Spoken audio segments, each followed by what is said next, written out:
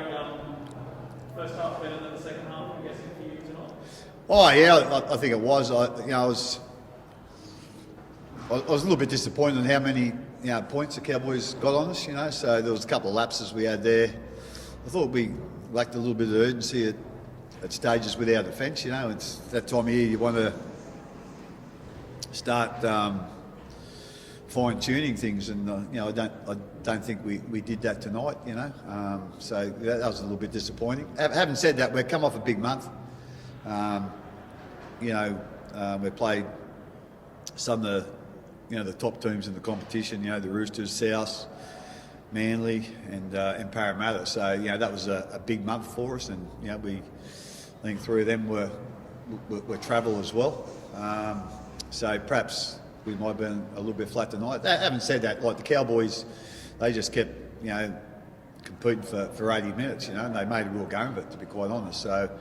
Like I say, I was a little bit disappointed with some of our urgency at time. Hopefully that's a little lull that we might have needed to just resharpen our focus again. Tino and Nelson were very strong early, but they made their presence felt, Craig. I guess that's what you want from your starting middles. Yeah, and they're big boys. They really made a statement tonight. They're only. Well, Nelson's played 100 games, but he's only 24, 25, and Tino's basically in his first year of first grade. And he's the only guy that's in our team this year that's played every game, Tino. So he's done an incredible job for us, So I thought they were really good tonight for us, and when they had a rest and they come back on again, they continued the good work they started with. You get Pappenhausen back next week, although Nico obviously did a lot of involvement today, but what happens with Paps? Yeah, again, we'll just see. He's got a bit of a sore Achilles, so we just want to make sure we clear that up before the finals, hopefully. So, but he could have played this week at a pinch. He wasn't great, but we think he'll be right for next week, and he'll want to play too. I'd imagine he's playing against his old team, a few of his old teammates there. So, he should be back next week. Hopefully, Brandon and Dale are getting closer. I'm not quite sure how close. Dale's probably still a little bit away with his calf.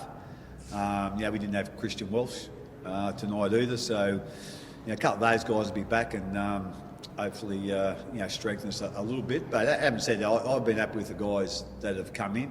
I thought, Tui played his first game for, he played our first two games, and then he hasn't played since. So I thought he had a really good, 25 minutes, half hour tonight. So hopefully he can add something to us because, the first two rounds he was one of our better players. So, but he has a long time out, and there's not far to the final. So we just need to work out, where he's at. But I haven't said that. As I said, it's been a real group effort, a real squad effort. We've had a lot of injuries the last 6-7 weeks, and the guys have come in and done a really good job for us. Craig, what a matchup next week? Not just Tiger Storm, but Harry Green versus Cameron Smith. You reckon Harry's looking forward to that one?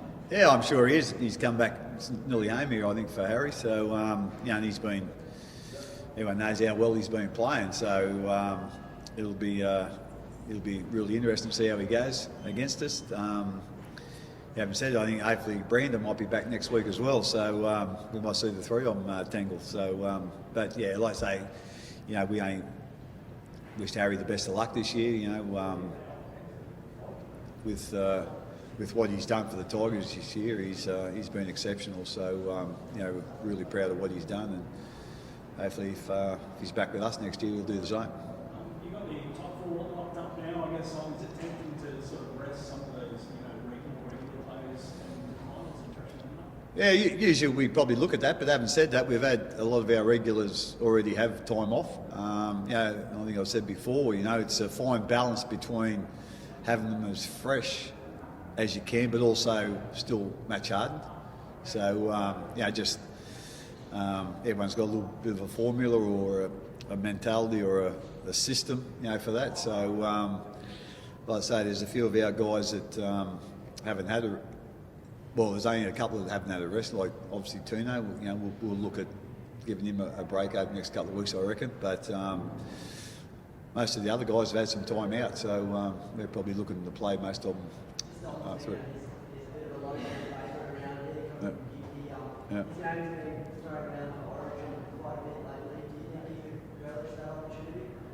If you asked me that at the start of the season, I'd probably say no. But yeah, I've got no doubt he'd handle Origin at the moment. The experience that he's had this year, and to be quite honest, the maturity that he's shown.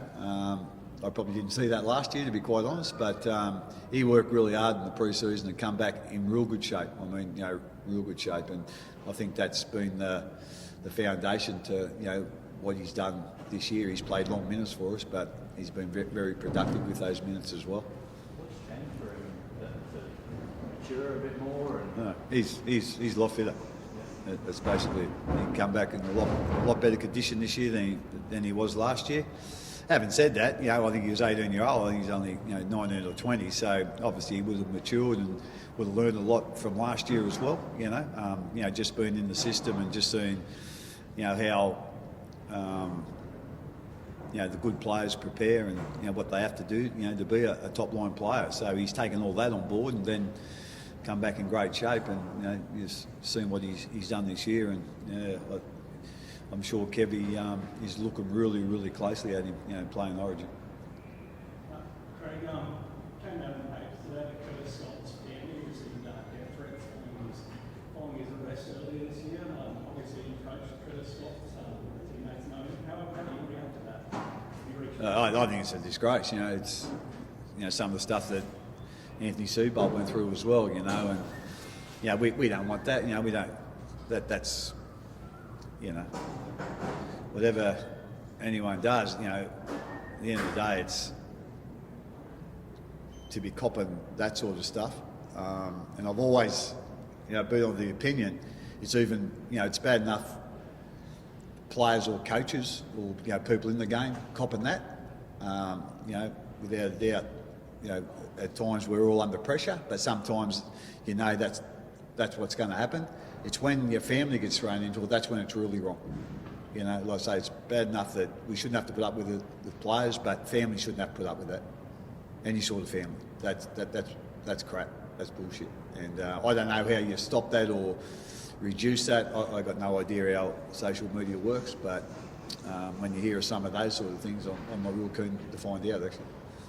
Do you think it's just social media though, or do you think it's basically society as well, and social media is just an enabler for them? I got no. Knowing our standards. Yeah, I got no idea. At the end of the day, it's society doing it. Well, some people in society are doing that. They think that's okay. Well, I think some people have got a warped sense of what's right and what's wrong, and like I say, I just don't understand it, and don't really want to understand it. But as I said, I think it's hugely unfair when families get put under pressure. It's bad enough with people in our game, but having said that, when you sign up for to get criticised by the media or people in the crowd, or obviously on social media, but families shouldn't come into it. Say again? I think the players still keep in touch with him. I spoke to Curtis after it first happened, but I haven't sort of spoken to him since. But it's good that he's got that weight off his shoulders now, and he go out and play his footy, what he does best. All right, thanks guys. Thanks, Brad.